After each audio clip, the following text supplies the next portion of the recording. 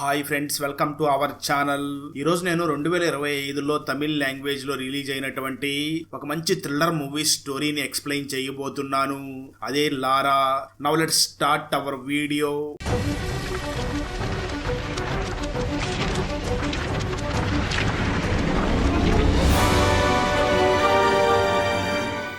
Open చేస్తే police station లో inspector Sridhar ఉండగా అప్పుడే శ్రీధర్కి ఒక ఇంట్లో దొంగతనం జరిగింది అని ఫోన్ కాల్ వస్తుంది.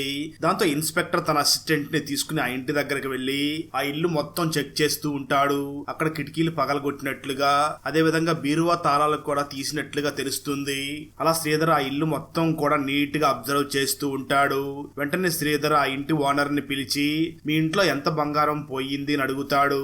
దాంతో ఇంటి ఓనర్ వెంటనే లెక్కలేసి ఆ తర్వాత శ్రీధర్ దగ్గరికి వచ్చి ఎంత బంగారం పోయిందో ఆ శ్రీధర్ కి చెప్పగా, శ్రీధర్ ఆ ఇంటి ఓనర్ ని చూసి, సార్, మీ ఇంట్లో దొంగలు ఎవరో పడలేదు, నీ భార్యనే ఈ బంగారం మొత్తం తీసుకుని వెళ్లి కుదవ పెట్టేసింది, ఒకసారి మీరు తనని పిలిచి మాట్లాడండి అని చెప్పి అక్కడి నుంచి వెళ్లిపోతాడు. దాంతో శ్రీధర్ అసిస్టెంట్ వెంటనే శ్రీధర్ ని చూసి ఎలా కనిపెట్టారు సార్ అని అడుగుతాడు. దాంతో శ్రీధర్ వెంటనే తన అసిస్టెంట్ ని చూసి, ఎవరైనా దొంగ కిటికీని బయట నుంచి పగలగొడితే అద్దాలు లోపల పడాలి, కానీ ఇక్కడ అద్దాలు బయట పడ్డాయి, అంటే లోపల నుంచి ఎవరో పగలగొట్టారు. అదే విధంగా నేను ఇంట్లో మొత్తం సెర్చ్ చేసే సమయంలో అక్కడ బంగారాన్ని షాప్ లో కుదవ పెట్టినట్టుగా చీటీ రాసి ఉంది.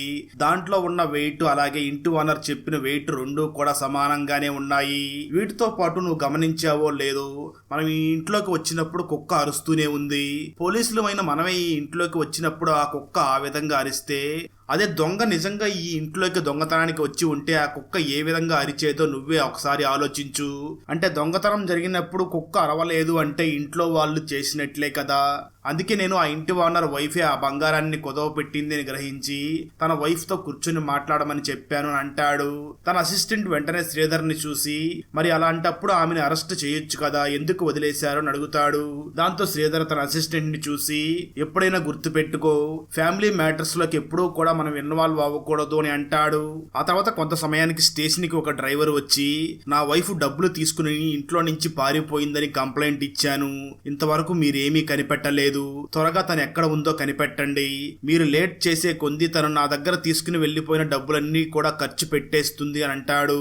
దాంతో శ్రీధర్ అసిస్టెంట్ వెంటనే ఆ డ్రైవర్ దగ్గరికి వచ్చి, పారిపోయిన నీ వైఫ్ దగ్గర సెల్ ఫోన్ కూడా లేదంటున్నావు, మేము ఎలా తనని ట్రేస్ చేయాలి, ఖచ్చితంగా మేము ఏదో ఒక రకంగా తనను కనిపెట్టి నీకు ఫోన్ చేస్తాం, ఇప్పుడైతే నువ్వు ఇక్కడి నుంచి వెళ్లిపో అని ఆ డ్రైవర్ ని అక్కడి నుంచి పంపించేస్తాడు. కట్ చేస్తే మరో పక్క ఒక వ్యక్తి సముద్ర తీరంలో చేపల వేటకి వెళుతూ ఉండగా అప్పుడే తనకి అక్కడ ఒక డెడ్ బాడీ కనిపిస్తుంది.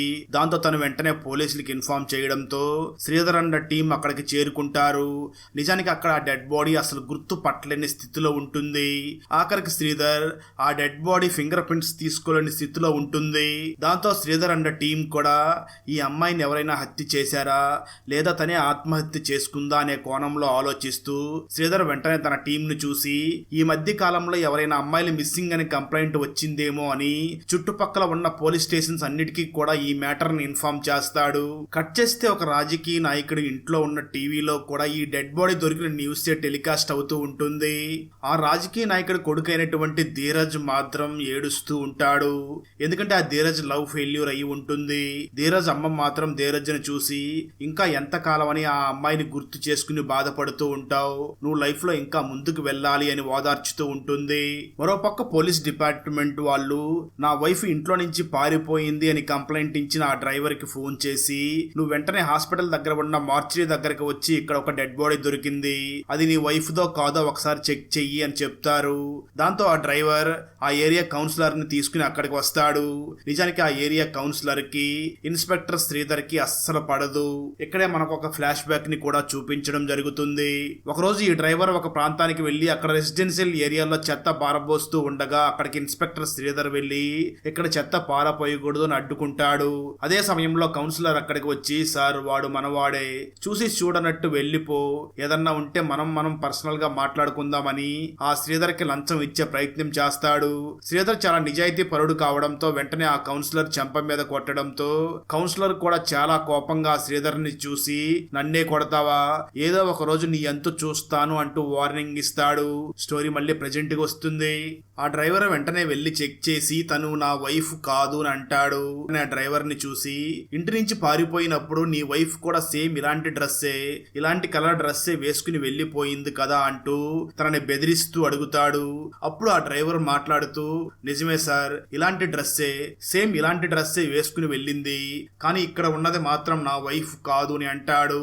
అదే సమయంలో అక్కడే ఉన్న ఆ కౌన్సిలర్ ఒక అనాథ శవాన్ని తీసుకుని వచ్చి నా డ్రైవర్ వాళ్ళ వైఫ్ అని చెప్పి ఈ కేసుని క్లోజ్ చేయాలని చూస్తున్నారా అంటూ తిరగబడతాడు. ఆ తర్వాత ఆ కౌన్సిలర్ దాస్ వెంటనే ఆ పార్టీ రాజకీయ నాయకుడికి ఫోన్ చేసి నా డ్రైవర్ యొక్క భార్య ఇంటి నుంచి పారిపోయింది, ఇప్పుడు పోలీసులు ఒక అనాథ శవాన్ని తీసుకుని వచ్చి ఇదే నీ వైఫ్ అంటూ కేసుని క్లోజ్ చేయాలని చూస్తున్నారు, ప్లీజ్ మీరే ఏదో ఒకటి చెయ్యండి అని అంటాడు. అప్పుడు ఆ రాజకీయ నాయకుడు కౌన్సిలర్ దాస్ తో మాట్లాడుతూ, దాస్, నాకు ఆ పోలీస్ ఇన్స్పెక్టర్ శ్రీధర్ గురించి తెలుసు, అతను ఎలాంటి నిజాయితీ పరుడో కూడా నాకు తెలుసు, అలాగే నీకు ఆ శ్రీధర్ కి మధ్య గొడవలు ఉన్న విషయం కూడా నాకు తెలుసు, ప్లీజ్ నువ్వు మాత్రం అనవసరంగా దాంట్లో ఇన్వాల్వ్ అయ్యి లేనిపోని సమస్యలు తీసుకురాకు, ఎవరి పని వాళ్ళు చేసుకోనివ్వు అని ఆ దాస్ కు వార్నింగ్ ఇచ్చి ఫోన్ పెట్టేస్తాడు. ఆ తర్వాత శ్రీధర్ వెంటనే తన అసిస్టెంట్ తో కలిసి హాస్పిటల్ దగ్గరికి వెళ్తూ ఉంటాడు. అప్పుడే వాళ్ళ కారుని మరొక కారు ఫాలో అవుతూ ఉంటుంది. శ్రీధర్ మరియు తన అసిస్టెంట్ హాస్పిటల్ దగ్గరికి వెళ్ళగా శ్రీధర్ అక్కడ ఆ డెడ్ బాడీకి పోస్ట్ మార్టం చేసిన డాక్టర్ ని కలుస్తాడు. అప్పుడు ఆ డాక్టర్ శ్రీధర్ ని చూసి, అసలు ఈ బాడీ ఆల్మోస్ట్ డీకంపోజ్ అయిపోయింది, తనకి పోస్ట్ మార్టం చేయడం కోసం చాలా కష్టపడాల్సి వచ్చింది, నిజానికి ఈ అమ్మాయిని ఎవరో బలవంతంగా చాలా ఎత్తైన ప్రదేశం నుంచి కిందకి తోసేసి ఉండాలి, లేదా తనే ఆత్మహత్య చేసుకోవడానికి అక్కడ దూకి ఉండాలి, ఆమె తలకి బలమైన గాయం తగలడం వల్లనే తను చనిపోయింది, అక్కడ ఉన్న చేపలు ఆ అమ్మాయి డెడ్ బాడీని కొరుక్కుని తినేశాయి, అలాగే ఆ అమ్మాయి మీద అత్యాచారం జరిగినట్లుగా ఎటువంటి ఆనవాళ్లు లేవు అని చెప్తాడు డాక్టర్. దాంతో శ్రీధర్ వెంటనే తన అసిస్టెంట్ కి మనకు ఈ డెడ్ బాడీ దొరికిన దగ్గర ఏమైనా కొండలు ఉన్నాయా అని అడుగుతాడు. దానికి అసిస్టెంట్ మాట్లాడుతూ, అవును సార్, మనకి ఈ డెడ్ బాడీ దొరికిన దగ్గర చాలా బండరాళ్ళు ఉంటాయి, అలాగే మనుషుల్ని తినే చేపలు కూడా ఈ సమయంలో వస్తూ ఉంటాయి అని చెప్తాడు.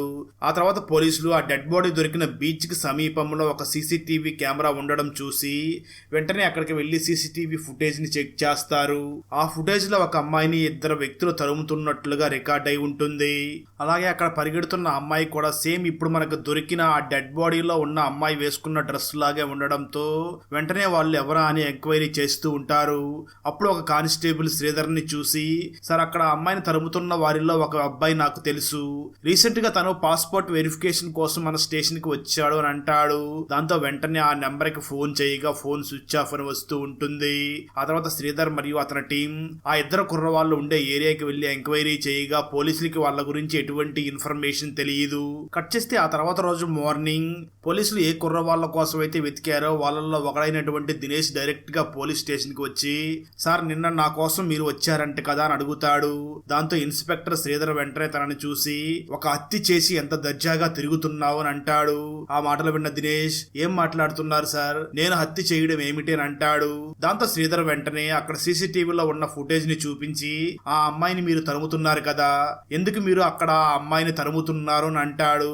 దాంతో దినేష్ జరిగింది చెప్పడం మొదలు పెడతాడు. ఒకరోజు వాళ్ళ ఊర్లో జాతర జరుగుతూ ఉండగా దినేష్ మరియు సత్య ఇద్దరు ఫ్రెండ్స్ కూడా మాట్లాడుకుంటూ ఉంటారు.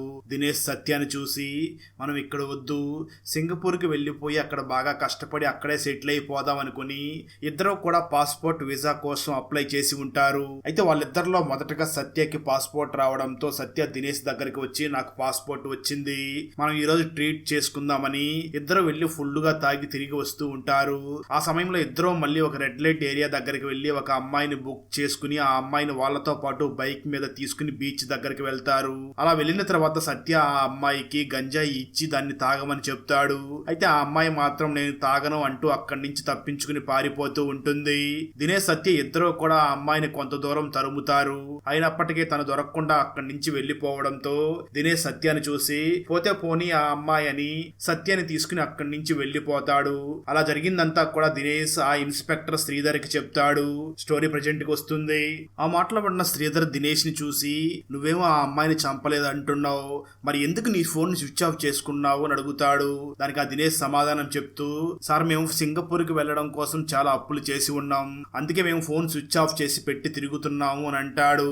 శ్రీధర్ వెంటనే ఆ దినేష్ ని చూసి, నువ్వు తీసుకుని వెళ్లిన ఆ అమ్మాయి అడ్రస్ నీకేమైనా తెలుసా అని అడుగుతాడు. దానికి దినేష్ సమాధానం సమాధానం చెప్తూ, సార్ నాకు ఆ అమ్మాయి అడ్రస్ ఏమీ తెలియదు, కానీ నేను ఎక్కడి నుంచి ఆ అమ్మాయిని తీసుకుని వెళ్ళానో అది మాత్రం మీకు చెప్పగలను అని పోలీసుల్ని ఆ లొకేషన్ కి తీసుకుని వెళ్తాడు. వెంటనే పోలీసుల్ని అక్కడికి తీసుకుని వెళ్లి అక్కడ ఉన్న అమ్మాయికి వాళ్ళ దగ్గర సీసీటీవీ ఫుటేజ్ లో ఉన్న అమ్మాయి గురించి చెప్పి ఎంక్వైరీ చేయగా వాళ్ళు పోలీసుల్ని చూసి, సార్ ఆ అమ్మాయి 2 రోజుల నుంచి ఇక్కడికి రావడం లేదు అని చెప్పి ఆ అమ్మాయి ఉండే అడ్రస్ చెప్తారు. దాంతో దినేష్, శ్రీధర్ మరియు అతని టీం ఆ ఇంటి దగ్గరికి వెళ్ళగా అక్కడ నిజానికి ఆ అమ్మాయికి ఆల్రెడీ పెళ్ళయి ఒక పాప కూడా ఉంటుంది. దాంతో పోలీసులు ఆ పాప దగ్గర ఇలాంటి విషయాలు మాట్లాడకూడదు అని ఆ పాప స్కూల్ కి వెళ్లే వరకు వెయిట్ చేసి ఆ తర్వాత ఆ అమ్మాయి దగ్గరికి వెళ్తారు. అప్పుడే మనకు తెలిసేది ఏమిటి అంటే ఆ అమ్మాయి పేరు జయ అని తెలుస్తుంది. శ్రీధర్ వెంటనే ఆ అమ్మాయిని చూసి, ఈ దినేష్ నీకు తెలుసా, ఆ బీచ్ లో పరిగెడుతున్నది నువ్వేనా అని వాళ్ళ దగ్గర ఉన్న సీసీటీవీ ఫుటేజ్ ని చూపించి అడుగుతాడు. దాంతో ఆ జయ మాట్లాడుతూ, అవును సార్, అక్కడ బీచ్ లో పరిగెడుతున్నది నేనే. వీళ్ళు నన్ను బుక్ చేసుకుని అక్కడికి తీసుకుని వెళ్ళి అక్కడికి వెళ్ళిన తర్వాత వీళ్ళ ఫ్రెండ్ సత్య నన్ను గంజాయి తాగమని చెప్పాడు, కానీ నేను గంజాయి తాగను అని చెప్పి అక్కడి నుంచి పారిపోయాను అని అంటుంది. అప్పుడే శ్రీధర్ ఆ జయాని చూసి, నీ ఒంటి మీద చాలా గాయాలైనట్లుగా ఉన్నాయి, ఎవరో సిగరెట్ తో కాల్చినట్లుగా ఉన్నారు, ఎవరిలా చేశారు అని అడుగుతాడు. ఆ మాటలు విన్న జయ, నన్ను లాస్ట్ టైం ఒక కస్టమర్ బుక్ చేసుకుని ఇంటికి తీసుకుని వెళ్ళి నాతో చాలా టార్చర్ చేశాడు, చివరిలో సిగరెట్ కాల్చి ఈ విధంగా టార్చర్ పెట్టాడు అని అంటుంది. ఆ మాటలు విన్న శ్రీధర్ ఆ జయాన్ని చూసి, నువ్వు ఇక్కడ అంత టార్చర్ అనుభవించావు కదా, అక్కడ గంజాయి ఎందుకు తాగలేదు అని అడుగుతాడు. దానికి జయ సమాధానం చెప్తూ, సార్ ఈ టార్చర్ ఎంతైనా అనుభవించవచ్చు, కానీ అక్కడ ఆ గంజాయి తాగితే మనమేం చేస్తున్నామో వాళ్ళేం చేస్తున్నారో కూడా తెలియదు, మనం ఒక స్పృహ లేని స్థితిలోకి వెళ్ళిపోతాం, అందుకే నేను ఎప్పుడూ కూడా గంజాయి జోలికి వెళ్ళను అని అంటుంది. అప్పుడు శ్రీకాంత్ వెంటనే ఆ జయాన్ని చూసి, అది సరే, ఇంతకీ నిన్ను ఈ విధంగా టార్చర్ పెట్టిన ఆ కస్టమర్ ఎవరు అని అడుగుతాడు. దాంతో ఆ జయ మొదట సైలెంట్ గా ఉండి ఆ తర్వాత వెంటనే శ్రీధర్ ని చూసి, సార్ నన్ను ఈ విధంగా టార్చర్ పెట్టింది ఆ కౌన్సిలర్ డ్రైవర్ అని చెప్తుంది. ఆ మాటలు వినగానే శ్రీధర్ షాక్ అయ్యి, వీడు ఇలా కూడా చేస్తాడా అని ఆశ్చర్యపోతాడు. దాంతో శ్రీధర్ వెంటనే దినేష్ ని స్టేషన్ కి తీసుకుని వెళ్లి ఆ దినేష్ కి డ్రైవర్ వాళ్ళ వైఫ్ ఫోటోని చూపించి ఈమెను ఎక్కడైనా చూసామని అడుగుతాడు. దానికి దినేష్ మాట్లాడుతూ, నేను ఎక్కడా తనని చూడలేదు అని చెప్పి ఆ స్టేషన్ లో సైన్ చేసి అక్కడి నుంచి బయటకు వచ్చేస్తాడు. బయటకు వచ్చిన దినేష్ వెంటనే తన ఫ్రెండ్ సత్యకి ఫోన్ చేసి, మనం ఇప్పటికైతే బయట పడిపోయాం, కానీ ఒక పెద్ద సమస్యలో ఇరుక్కుపోయాము అని చెప్తూ ఉంటాడు. ఇదంతా కూడా శ్రీధర్ దూరం నుంచి గమనిస్తూ ఉంటాడు. ఆ తర్వాత పోలీసులు కౌన్సిలర్ డ్రైవర్ మీద డౌట్ తో ఆ డ్రైవర్ వాళ్ళ ఇంటి దగ్గరికి వెళ్ళగా అక్కడ వాళ్ళ అమ్మ ఉంటుంది. ఆ డ్రైవర్ వాళ్ళ అమ్మ పోలీసులతో మాట్లాడుతూ, నా కొడుకు ఎప్పుడు ఇక్కడికి వస్తాడో ఎప్పుడు వెళ్ళిపోతాడో కూడా నేను చెప్పలేను, ఇంట్లో చిల్లి గవ్వలేదు, ఇంట్లో ఉన్న వస్తువులని కూడా తీసుకుని వెళ్లి మందు తాగేస్తూ ఉంటాడు, మీరు ఒక 100 రూపాయలు ఇస్తే మీకోసం టీ తీసుకుని వస్తాను అని అంటూ ఉంటుంది. సరిగ్గా అదే సమయంలో అక్కడికి డ్రైవర్ రావడంతో శ్రీధర్ అండ్ టీం వెంటనే ఆ డ్రైవర్ ని స్టేషన్ కి తీసుకుని వెళ్లి తలకిందలుగా వేలాడదీసి, నిజం చెప్పు, అసలు నీ వైఫ్ ని ఏం చేశావు అని అడుగుతారు. అయితే పోలీసులు ఎంత టార్చర్ చేసినప్పటికీ తను మాత్రం నేను తనని ఏమీ చెయ్యలేదు, ప్లీజ్ నా మాట నమ్మండి అని అంటూ ఉంటాడు. ఆ సమయంలో శ్రీధర్ మళ్ళీ ఆ డ్రైవర్ ని చూసి, అవును నీ వైఫ్ ఇంట్లో నుంచి వెళ్లిపోయినప్పుడు ఇంట్లో నుంచి డబ్బులు తీసుకుని వెళ్ళిందని చెప్పావు కదా, ఎంత తీసుకుని వెళ్ళింది అని అంటాడు. అప్పుడు ఆ డ్రైవర్ సమాధానం చెప్తూ 5 లక్షలు తీసుకుని వెళ్ళింది అని అంటాడు. దాంతో శ్రీధర్ వెంటనే ఆ డ్రైవర్ ని చూసి, ఇంట్లో టీ తీసుకురావడం కోసం 10 రూపాయలు లేదు, అలాంటిది నీ దగ్గర 5 లక్షల రూపాయలు ఎలా వచ్చింది అంటూ మళ్ళీ తనని కొట్టడం మొదలు పెడతాడు. అప్పుడు డ్రైవర్ నిజం చెప్పడం మొదలుపెట్టి, సార్ ఆ డబ్బులు మా కౌన్సిలర్ నా దగ్గర ఇచ్చి పెట్టాడు, ఆ డబ్బులు నేను నా వైఫ్ తీసుకుని వెళ్ళిపోయింది అని చెప్తాడు. ఇక్కడే స్టోరీ గతానికి వెళ్తుంది. నిజానికి ఈ డ్రైవర్ వైఫ్ అయినటువంటి దీపాకి తల్లిదండ్రులు ఎవరు ఉండరు. దాంతో తన మామయ్యకి ఇచ్చి దీపాన్ని పెళ్లి చేసి ఉంటారు. అప్పటి నుంచి కూడా తన మామయ్య రోజు తాగి వచ్చి తనని టార్చర్ చేస్తూ ఉండడంతో దీప ఒక రోజు తన హస్బెండ్ ని చూసి, నేను ఈ టార్చర్ అనుభవించలేకపోతున్నాను, నేను ఆత్మహత్య చేసుకుంటాను అని అంటుంది. అప్పుడు తన హస్బెండ్ మళ్ళీ దీపాన్ని కొట్టి, నువ్వు చావాలన్నా బ్రతకాలన్నా నా పర్మిషనే కావాలి అని చెప్పి అక్కడి నుంచి వెళ్ళిపోతాడు. అలా ఆ డ్రైవర్ అక్కడి నుంచి బయటికి వెళ్ళగానే కొంత సమయానికి తన అమ్మ ఫోన్ చేసి, ఇంట్లో నీ వైఫ్ కనిపించడం లేదు అని అంటుంది. దాంతో డ్రైవర్ ఇంటికి వచ్చి ఇల్లు మొత్తం వెతికి వెంటనే తన బ్యాగ్ ని కూడా ఓపెన్ చేస్తాడు. ట్విస్ట్ ఏమిటి అంటే ఆ బ్యాగ్ లో ఉండవలసిన డబ్బులు కూడా అందులో ఉండవు. దాంతో డ్రైవర్ మరియు తన అమ్మ ఇద్దరు కలిసి పోలీస్ స్టేషన్ కి వెళ్లి నా వైఫ్ కనిపించడం లేదు అని కంప్లైంట్ ఇచ్చి ఉంటారు. అలా జరిగిందంతా కూడా ఆ డ్రైవర్ ఇన్స్పెక్టర్ శ్రీధర్ కి చెప్తాడు. స్టోరీ ప్రజెంట్ కి వస్తుంది. అదే సమయంలో కౌన్సిలర్ తన డ్రైవర్ ని ఆ శ్రీధర్ అరెస్ట్ చేశాడు అని ఒక లాయర్ ని స్టేషన్ కి తీసుకుని వెళ్లి ఎఫ్ఐఆర్ ఫైల్ చేయకుండా తనని ఎందుకు అరెస్ట్ చేశారు అని డ్రైవర్ ని అక్కడి నుంచి తీసుకుని వెళ్లిపోతాడు. ఆ తర్వాత పోలీస్ ఇన్స్పెక్టర్ శ్రీధర్ వాళ్ళకు దొరికిన డెడ్ బాడీకి పోస్ట్ మార్టం చేసిన ఆ డాక్టర్ దగ్గరకు వెళ్లి మరొక్కసారి పోస్ట్ మార్టం రిపోర్ట్ ని ఆ డెడ్ బాడీకి చేయగలరా అని అడుగుతాడు. దాంతో ఆ డాక్టర్ వెంటనే శ్రీధర్ ని చూసి, మీరు ఆ డెడ్ బాడీకి ఎన్నిసార్లు పోస్ట్ మార్టం చేసినా సరే ఒకే రిపోర్ట్ వస్తుంది, ఎందుకంటే నేను టైం తీసుకుని బాగా కరెక్ట్ గా రాసిచ్చాను అని అంటాడు. మరోపక్క ఆ కౌన్సిలర్ దాస్ వెంటనే ఆ పొలిటీషియన్ కి ఫోన్ చేసి, సార్ మీరు చెప్పానని ఆ ఇన్స్పెక్టర్ శ్రీధర్ ని ఇన్నాళ్ళు వదిలిపెట్టాను, ఇప్పుడు నా డ్రైవర్ ని స్టేషన్ కి తీసుకుని వెళ్లి ఎఫ్ఐఆర్ లేకుండానే టార్చర్ పెడుతున్నాడు, ఒక అనాథ శవాన్ని నా డ్రైవర్ కి అంట కట్టాలని చూస్తున్నాడు అంటూ అరుస్తూ ఉంటాడు. దాంతో ఆ పొలిటీషియన్, నువ్వు ఇప్పుడు సైలెంట్ గా ఉండు, ఇది ఎలక్షన్ సమయం, నేనే తనతో మాట్లాడతాను అని వెంటనే శ్రీధర్ ని తన దగ్గరికి పిలిపించి, ఎందుకయ్యా నువ్వు ఆ డ్రైవర్ ని అంతగా టార్చర్ చేస్తున్నావు అని అడుగుతాడు. ఆ మాటలు విన్న శ్రీధర్, సార్ నాకు ఆ డ్రైవర్ మీద చాలా అనుమానంగా ఉంది, అతని మీద నాకు సందేహాలు ఉన్నాయి అని అంటాడు. అయితే ఆ మాటలు విన్న పొలిటీషియన్ మాత్రం, చూడు శ్రీధర్, నీకు అతని మీద సందేహాలు మాత్రమే ఉన్నాయి, పక్కాగా ఆధారాలు మాత్రం లేవు కదా, నా మాట విను, ఆ అమ్మాయి ఆత్మహత్య చేసుకుని చనిపోయింది అని కేసుని క్లోజ్ చెయ్యి అని చెప్తాడు. మరోపక్క శ్రీధర్ అసిస్టెంట్ ఆ డ్రైవర్ ని ఫాలో అవుతూ ఉండగా ఆ డ్రైవర్ డబ్బులు హవాలా చేసి ఒక ప్లేస్ కి వెళ్లి ఉంటాడు. శ్రీధర్ అసిస్టెంట్ కూడా అక్కడికి వెళ్లి ఉండగా అక్కడే శ్రీధర్ అసిస్టెంట్ కి దినేష్ ఫ్రెండ్ అయినటువంటి సత్య కూడా కనిపిస్తాడు. అది చూసిన శ్రీధర్ అసిస్టెంట్, ఈ సత్య సింగపూర్ కి వెళ్లిపోయాడు కదా, ఇక్కడ ఏం చేస్తున్నాడు అని వెంటనే డౌట్ వచ్చి ఆ శ్రీధర్ కి ఫోన్ చేసి చెప్తాడు. దాంతో వాళ్ళు వెంటనే ఆ సత్యాన్ని అక్కడి నుంచి తీసుకుని స్టేషన్ కి వెళ్లి ఎంక్వైరీ చేస్తూ, నువ్వు సింగపూర్ కి వెళ్లిపోయావంట కదా, ఇక్కడ ఏం చేస్తున్నావు అని అడుగుతారు. ఆ మాటలు విన్న సత్య, సార్ నేను లాస్ట్ మినిట్ లో నా ఫ్లైట్ మిస్ అయ్యాను, అందుకే ఇక్కడే పని చేస్తున్నాను అని అంటాడు.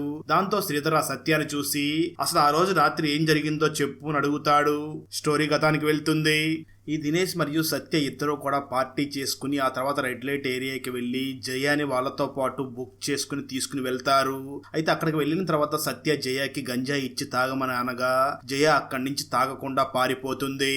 దాంతో దినేష్ సత్యాన్ని చూసి, పోతే పోనీలే అని చెప్పి అక్కడి నుంచి మళ్ళీ తిరిగి వెళ్లిపోతారు. అలా వాళ్ళు తిరిగి వెళ్లిపోతూ ఉండగా సత్య దినేష్ ని చూసి, మనం మళ్ళీ ఆ రెడ్ లైట్ ఏరియాకి వెళ్లి మరొక అమ్మాయిని బుక్ చేసుకుందాం అని చెప్పి అక్కడికి వెళ్తారు. ఆ ప్లేస్ కి వెళ్ళగా అక్కడ ఒక అమ్మాయి నించుని ఉండగా వీళ్ళిద్దరూ కూడా ఆ అమ్మాయి దగ్గరికి వెళ్లి రేట్ ఎంత అని మాట్లాడతారు. దాంతో ఆ అమ్మాయి సమాధానం చెప్పి, నేను అలాంటి దాన్ని కాదు అని వీళ్ళని తిడుతుంది. దాంతో సత్య కొంచెం ఓవర్ గా మాట్లాడడంతో ఆ అమ్మాయి సత్యాన్ని కొట్టడంతో సత్య కూడా ఆ అమ్మాయిని కొడతాడు. దాంతో ఆ అమ్మాయి అక్కడిక్కడే స్పృహ తప్పి పడిపోతుంది. ఇది చూసిన దినేష్ చాలా భయపడిపోతూ, మనం విదేశాలకి వెళ్లాలనుకుంటున్నాం, ఇప్పుడు ఇవన్నీ పోలీసులు చూస్తే మనం విదేశాలకి వెళ్లలేము అని భయపడుతూ ఉంటాడు. దాంతో సత్య కూడా ఆ తర్వాత భయపడుతూ, నువ్వు చెప్పింది నిజమే అని చెప్పి, ఈ అమ్మాయి ఇక్కడే ఉంటే చాలా ప్రమాదం అని వెంటనే ఆ అమ్మాయిని పక్కనే ఉన్న ఒక బియ్యం గోడౌన్ లోకి తీసుకుని వెళ్లి ఆ అమ్మాయికి స్పృహ వచ్చే వరకు ఆ అమ్మాయి దగ్గరే ఉంటారు. ఆ అమ్మాయి ఆ తర్వాత రోజు మార్నింగ్ స్పృహలోకి రాగా సత్య ఆ అమ్మాయిని చూసి, నిన్న తాగిన మత్తులో నీతో కొంచెం తప్పుగా మాట్లాడాను, నన్ను క్షమించు, నిన్ను మేము అసలు టచ్ కూడా చేయలేదు అని అంటారు. ఆ మాటలు విన్న ఆ అమ్మాయి వెంటనే దినేష్ మరియు సత్యాన్ని చూసి, నేను ఒక పని కోసం ఇక్కడికి వచ్చాను, ఆ పని మీ వల్ల అవ్వలేదు, అందుకే కొన్ని రోజులు మీరు నన్ను ఇక్కడ సీక్రెట్ గా ఉంచాలి అని అంటుంది. అయితే సత్య మాత్రం అలా కుదరదు అని అంటూ ఉండగా సరిగ్గా అదే సమయంలో దినేష్ కి పోలీసులు ఫోన్ చేసి, నీ పాస్పోర్ట్ వెరిఫికేషన్ కోసం ఒకసారి స్టేషన్ కి రా అని పిలుస్తారు. అప్పుడు దినేష్ సత్యాన్ని చూసి, ఈ అమ్మాయి బయటికి వెళ్లి మన గురించి చెప్తే మనం విదేశాలకు వెళ్లలేం, చాలా ప్రాబ్లం అవుతుంది, ఆ అమ్మాయి అడిగినట్లు కొన్ని రోజులు మనమే ఆ అమ్మాయికి షెల్టర్ ఇద్దాము అని అంటాడు. దాంతో దినేష్ మరియు సత్య ఇద్దరు కూడా ఆ అమ్మాయికి వాళ్ళ దగ్గర ఉన్న డబ్బులన్నీ ఖర్చు పెట్టి జాగ్రత్తగా చూస్తూ ఉంటారు. కొన్ని రోజుల తర్వాత వాళ్ళ దగ్గర డబ్బు మొత్తం అయిపోతుంది. దాంతో దినేష్ మరియు సత్య ఆ అమ్మాయిని చూసి, మా దగ్గర డబ్బులు లేవు, నీ దగ్గర ఏమైనా డబ్బులు ఉంటే ఇవ్వు అని అడుగుతారు.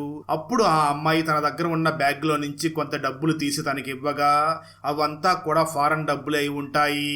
దాంతో సత్య ఆ డబ్బుల్ని ఎక్స్చేంజ్ చేసుకోవడం కోసం ఆ అవాలా జరిగే ప్లేస్ దగ్గరికి వెళ్లి ఉంటాడు. అలా జరిగింది మొత్తం చెప్పిన సత్య ఆ శ్రీధర్ ని చూసి, సార్ ఆ డబ్బుల్ని ఎక్స్చేంజ్ చేసుకోవడం కోసమే అక్కడికి వచ్చాను, అప్పుడే మీరు నన్ను అరెస్ట్ చేశారు అని అని అంటాడు. స్టోరీ ప్రజెంట్ కి వస్తుంది. ట్విస్ట్ ఏమిటి అంటే ఈ దినేష్ మరియు సత్య దగ్గర ఉన్నది ఎవరో కాదు, ఆ డ్రైవర్ వైఫ్ అయినటువంటి దీపానే అక్కడ ఉంటుంది. ఈ దీప ఆ డ్రైవర్ దగ్గర కౌన్సిలర్ ఇచ్చిన ఆ విదేశీ డబ్బుల్ని తీసుకుని అక్కడి నుంచి పారిపోయి వచ్చేసి ఉంటుంది. ఆ తర్వాత శ్రీధర్ తన టీం తో పాటు సత్య చెప్పిన వాళ్ళ ఇంటి దగ్గరికి వెళ్లి అక్కడ ఉన్న దీపాన్ని చూసిన శ్రీధర్, ఏమిటమ్మా నువ్వు ఇంత పని చేసావు, అక్కడ నీ హస్బెండ్ నీ కోసం వెతుకుతున్నాడు, నీ విషయంలో నాకు కౌన్సిలర్ కూడా చాలా గొడవ అయ్యింది, వెంటనే వాళ్ళకి ఫోన్ చేసి నిన్ను ఇక్కడి నుంచి తీసుకుని వెళ్ళమని చెప్పాలి అని అంటాడు. ఆ మాటలు విన్న దీప వెంటనే శ్రీధర్ ని చూసి, సార్ ప్లీజ్ దయచేసి ఆ పని మాత్రం చెయ్యకండి, నన్ను వదిలేస్తే నేను ఇక్కడి నుంచి ఎక్కడికైనా వెళ్లిపోయి ప్రాణాలతో ప్రశాంతంగా ఉంటాను అంటూ ఆ దీప డ్రైవర్ గురించి కౌన్సిలర్ గురించి కొన్ని నిజాలకు కూడా చెప్పడం మొదలు పెడుతుంది. సార్ మా తల్లిదండ్రులు నన్ను మా మేనమామకి ఇచ్చి వాళ్ళు పెళ్లి చేసిపోయారు, కానీ నా మేనమామ అయినటువంటి ఆ డ్రైవర్ మాత్రం నన్ను రోజు టార్చర్ పెట్టేవాడు. తను టార్చర్ పెట్టడమే కాదు, ఆ కౌన్సిలర్ మరియు ఈ డ్రైవర్ ఇద్దరూ కలిసి నన్ను సెక్సువల్ గా టార్చర్ చేస్తూ ఉండేవాళ్ళు. దానికి ఆ డ్రైవర్ వాళ్ళ అమ్మ కూడా సహాయం చేస్తూ ఉండేది, ఎందుకంటే ఆ కౌన్సిలర్ వీళ్ళకి డబ్బులు సహాయం చేస్తూ ఉంటాడు. అందుకే ఆ డ్రైవర్ వాళ్ళ అమ్మ కూడా ఆ కౌన్సిలర్ కి మరియు డ్రైవర్ కి సహాయం చేస్తూ ఉండేది. నేను ఆ టార్చర్ ని రోజు భరించలేకపోతూ ఉండేదాన్ని. ఒక రోజు నా హస్బెండ్ నన్ను బాగా కొట్టి బయటికి వెళ్ళినప్పుడు ఇంట్లో ఆ కౌన్సిలర్ ఇచ్చిన డబ్బులు ఉండడంతో ఆ డబ్బులు తీసుకుని బయటికి పారిపోయి వచ్చేసాను అని అంటుంది. ఆ మాటలు విన్న ఇన్స్పెక్టర్ శ్రీధర్, అయితే దీపాన్ని తన హస్బెండ్ దగ్గరికి పంపించలేం, అలా అని స్టేషన్ దగ్గరకు కూడా తీసుకుని వెళ్ళలేం, ఇప్పుడు ఏం చెయ్యాలి అని ఆలోచించి, అయితే ఒక పని చేస్తాను, నేను ఆ రాజకీయ నాయకుడి ఇంటి దగ్గరికి తీసుకుని వెళ్తాను, తనే పెద్ద మనిషిగా మధ్యస్థం చేసి ఏదో ఒక న్యాయం చేస్తాడు అని అంటాడు.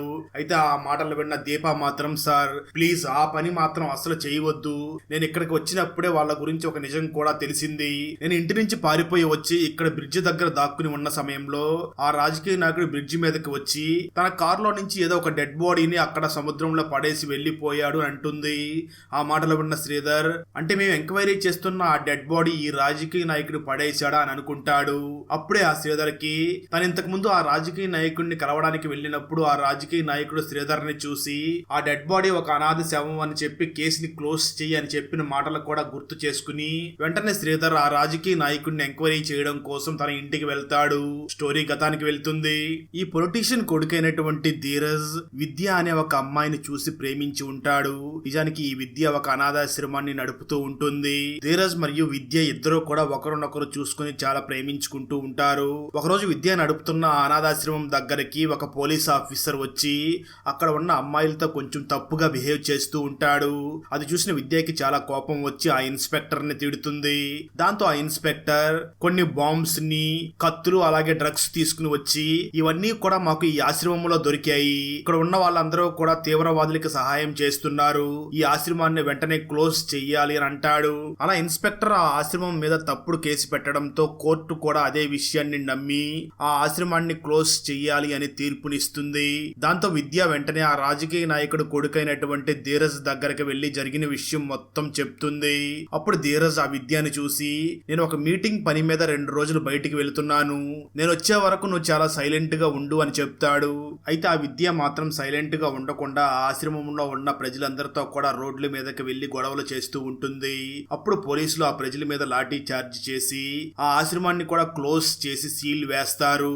దాంతో విద్య ఏం చేయాలో అర్థం కాక ఒక రౌడీ దగ్గరికి వెళ్లి తనకు జరిగిన అన్యాయం మొత్తం వాళ్ళకి చెప్పి, మీరు నాకు ఈ అన్యాయం చేసిన ఆ ఇన్స్పెక్టర్ ని కిడ్నాప్ చేసి చంపేయాలి, అలాగే ఆ ఆశ్రమాన్ని క్లోజ్ చేయడానికి సహకరించిన అందరినీ కూడా వెతికి మరీ చంపాలి అని అంటుంది.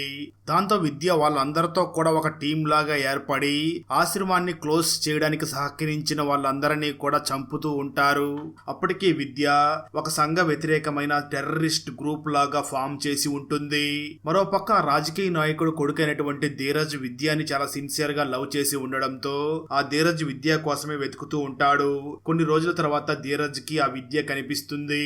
ఇద్దరు కూడా వెంటనే ఒక కాఫీ షాప్ కి వెళ్లి కూర్చుని మాట్లాడుతూ ఉంటారు.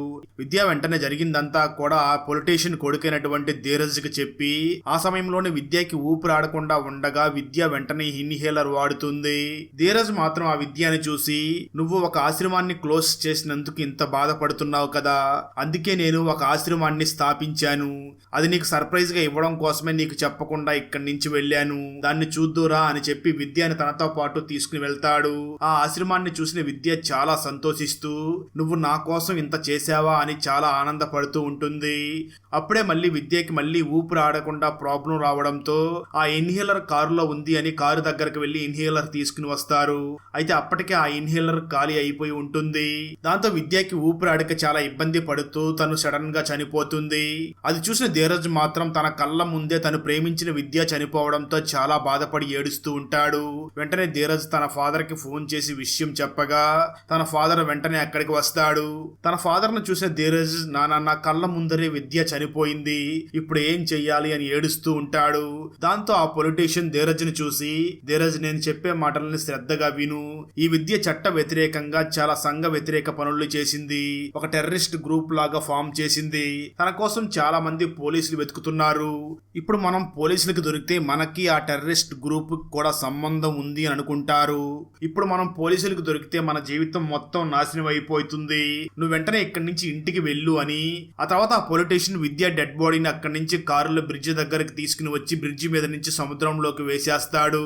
అలా బ్రిడ్జి మీద నుంచి ఆ డెడ్ బాడీని కింద పడేసి అక్కడి నుంచి పొలిటీషియన్ ఇంటికి తిరిగి రాగా ధీరజ్ మాత్రం తను ప్రేమించిన ఆ విద్య చనిపోయింది అని చాలా ఏడుస్తూ ఉంటాడు. ఆ సమయంలోనే వాళ్ళ ఇంట్లో ఉన్న టీవీలో కూడా పోలీసులకి ఒక డెడ్ బాడీ దొరికింది అని చెప్తూ ఉంటారు. ఈ సీన్ నే మనకు మూవీ స్టార్టింగ్ లో కూడా చూపించి ఉంటారు. అలా జరిగిందంతా కూడా ఆ పొలిటీషియన్ ఇన్స్పెక్టర్ శ్రీధర్ కి చెప్పడంతో శ్రీధర్ కి ఇప్పుడు ఏం చేయాలో తెలియక చాలా ఆలోచిస్తూ ఉంటాడు. ఆ శ్రీధర్ బాగా ఆలోచించి ఆ కౌన్సిలర్ మరియు అతని డ్రైవర్ ని కూడా అరెస్ట్ చేస్తాడు. ఎందుకంటే వీళ్ళిద్దరూ కూడా సెక్సువల్ గా టార్చర్ చేసి ఆ దీపాన్ని చంపేశారు అని వాళ్ళ మీద కేసు పెడతాడు. అది నిజమే అన్నట్లుగా ఆ డ్రైవర్ వాళ్ళ అమ్మ కూడా ఒప్పుకుంటుంది. ఎందుకంటే ఆ డ్రైవర్ వాళ్ళ అమ్మ దగ్గరికి ఆ పొలిటీషియన్ మరియు శ్రీధర్ వెళ్లి మీరు ఆ కౌన్సిలర్ చిల్లర డబ్బులకి ఆశపడకండి అని చెప్పి మేము చెప్పినట్లుగా చెప్పండి అని చెప్పి ఉంటారు. అందుకే ఆ డ్రైవర్ వాళ్ళ అమ్మ కూడా శ్రీధర్ చెప్పిందే నిజమని ఒప్పుకుంటుంది. అలా కౌన్సిలర్ కి తన డ్రైవర్ కి కూడా శిక్ష పడేలాగా చేస్తాడు. ఆ తర్వాత శ్రీధర్ ఇప్పుడు ఆ దీప బ్రతికే ఉంది కదా, తనకి ఒక మంచి జీవితం ఇవ్వాలి అని ఆ పొలిటీషియన్ కొడుకైనటువంటి ధీరజ్ దగ్గర మాట్లాడగా ధీరజ్ కూడా ఆ శ్రీధర్ని చూసి, సార్ మీరు ఆ అమ్మాయి గురించి బాధపడకండి, నేను నా చెల్లెల్లాగా తనకి ఒక మంచి జీవితాన్ని ఇస్తాను అని అంటాడు. ఇక్కడే మీకు ఒక డౌట్ రావచ్చు, ఆ చనిపోయిన విద్య ఊపిరాడకుండా చనిపోయినప్పటికీ రాయి తగలడం వల్ల చనిపోయింది అని ఆ డాక్టర్ ఎలా పోస్ట్ మార్టం రిపోర్ట్ ఇచ్చాడు, ఆ డాక్టర్ తప్పుడు పోస్ట్ మార్టం రిపోర్ట్ ఇచ్చాడా అని డౌట్ రావచ్చు కదా. నిజానికి ఇక్కడే ఒక ట్విస్ట్ రివీల్ అవుతుంది. ధీరజ్ విద్య చనిపోయింది అని బాధపడుతూ ఉండగా అక్కడికి తన నాన్న వచ్చి ధీరజ్ ని ఇక్కడ ఉంటే ప్రమాదం అని తన ఇంటికి పంపించేస్తాడు. అలా ధీరజ్ ఇంటికి వెళ్ళగానే ఆ సమయంలో విద్య అప్పటికే బ్రతికి కొన ఊపిరితో కొట్టుకుంటూ ఉంటుంది. అయితే రాజకీయ నాయకుడు ఆ విద్యని పైనుంచి వేసేసి వెళ్లిపోయి ఉండడంతో విద్య తలకి బలంగా రాయి తగిలి ఆ బలంగా రాయి తగలడం వల్లనే విద్య చనిపోయి ఉంటుంది. అలా విద్య బలమైన రాయి తగలడం వల్ల చనిపోయింది అని పోస్ట్ మార్టం రిపోర్ట్ లో వచ్చి ఉంటుంది. అక్కడతో ఈ మూవీ అయిపోతుంది. ఫ్రెండ్స్, వీడియో నచ్చినట్లయితే లైక్ చేసి ఒక చిన్న కామెంట్ చేస్తే మాకు నెక్స్ట్ వీడియో చేయడానికి ఎంకరేజింగ్ గా ఉంటుంది. అలాగే ఛానల్ ని సబ్స్క్రైబ్ చేసి పక్కనే ఉన్న బెల్ ఐకాన్ని క్లిక్ చేసి సపోర్ట్ చెయ్యండి. Thanks for watching. జై హింద్.